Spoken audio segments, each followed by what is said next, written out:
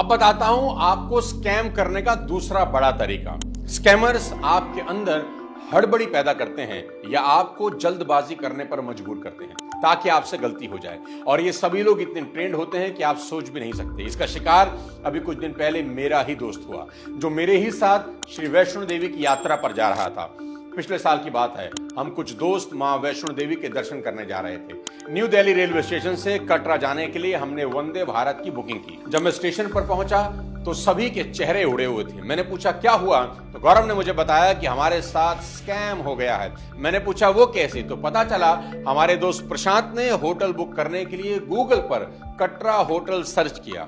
Lemon tree उस list में आ गया। उसने सोचा अच्छी प्रॉपर्टी है, यही बुक कर लेता हूं। होटल की वेबसाइट में कॉन्टेक्स्ट में एक नंबर आया।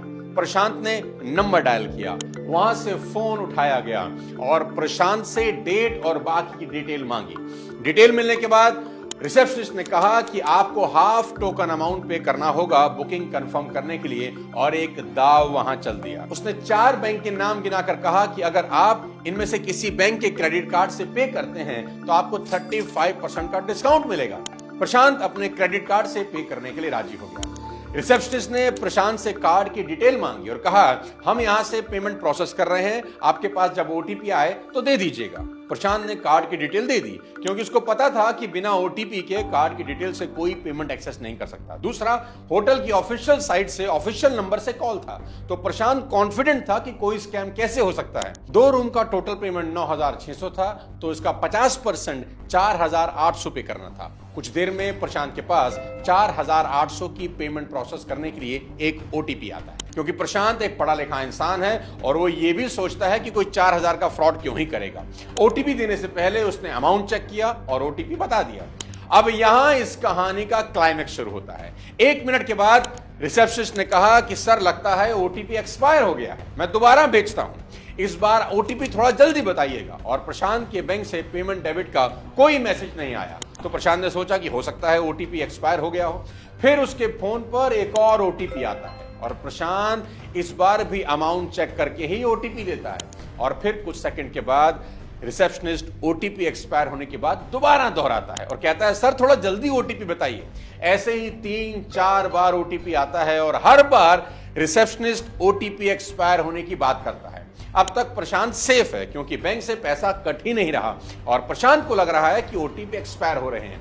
लेकिन खेल इसके पीछे कुछ और खेला जा रहा है। वहां बैठा बंदा ओटीपी डाल ही नहीं रहा, बस बार बार ओटीपी भेज रहा है ताकि हड़बड़ी पैदा की जा सके। जल्दी भेजो सर, ओटीपी एक्सपायर हो रहे हैं। बार बार के फेलियर से प्रशांत अब परेशान हो चुका है। अब जैसे ही स्कैमर को लगता है कि लोहा गर्म हो चुका है, फाइनल स्कैम करने का वक्त आता है। इस बार फिर से ओटीपी भेजा जाता है और फिर से रिसेप्शनिस्ट कहता है प्लीज सर जल्दी भेज दीजिए। और इस बार प्रशांत जल्दबाजी में सिर्फ ओटीपी नंबर पढ़ता है और तुरंत भेज देता है। अब पहली बार बैंक का मैसेज आता है कि पेमेंट डिडक्ट हो गई। प्रशांत को लगता है चलो बुकिंग कंफर्म होगी, लेकिन तभी प्रशांत की नजर अमाउंट पर जाती है तो उसके होश उड़ जाते हैं कि उसके अकाउंट से 4,800 रुपए नहीं 4,80,000 रुपए डिडक्ट हो चुके हैं।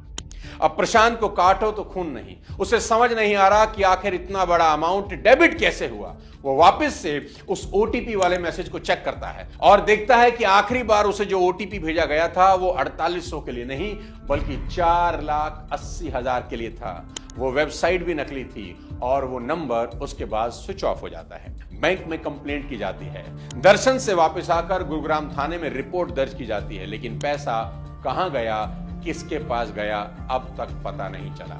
अब सवाल यह है कि इतना सतर्क होने के बावजूद प्रशांत के साथ फ्रॉड कैसे हुआ। इस मामले में प्रशांत को जिस सिचुएशन में ट्रैप किया गया वो आधे भारतीयों की कमजोरी है, जल्दबाजी यानी हड़बड़ाहट। स्कैमर ने जानबूझकर 5 बार ओटीपी का इस्तेमाल ही नहीं किया ताकि एक ही प्रोसेस को बार बार रिपीट करके प्रशांत के दिमाग को इतना बोर कर दिया जाए कि वो बस जल्द से जल्द इस प्रोसेस को खत्म करने का सोचने लगे। इसी वजह से प्रशांत का दिमाग ने 0 काउंट ही नहीं किए। इस तरह के स्कैम में किसी को भी फंसाया जा सकता है, क्योंकि हमारा दिमाग आधी चीजों को पढ़ता है, आधी को अज्यूम कर लेता है। जितनी जल्दबाजी की स्थिति होगी दिमाग का फोकस उतना ही कम हो जाता है।